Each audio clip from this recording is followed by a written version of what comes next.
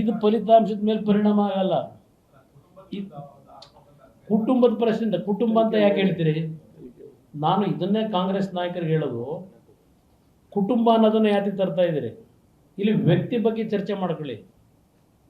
ಇಲ್ಲಿ ವ್ಯಕ್ತಿ ಪ್ರಶ್ನೆ, ಕುಟುಂಬದ ಪ್ರಶ್ನೆ ಅಲ್ಲ.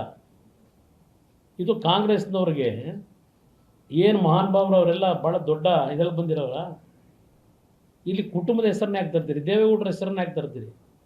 ಕುಮಾರಸ್ವಾಮಿ ಹೆಸರು ಯಾಕೆ ತರ್ತೀರಿ?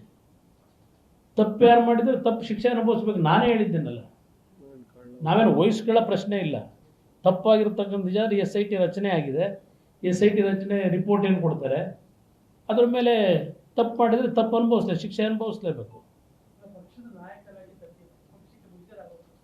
ಈಗ ಇಂಥ ವಿಷಯಗಳು ಮುಜುಗರ ನನ್ನೊಬ್ಬನಿಗೆ ಅಲ್ಲ, ಸಮಾಜಕ್ಕೆ ಆಗುತ್ತೆ. ಸಮಾಜಕ್ಕೆ ಮುಜುಗರ ಆಗುತ್ತೆ. ಇದು ನಾನು ಇದರ ವಿಷಯದಲ್ಲಿ ಸಹಮತ ಇಲ್ಲ.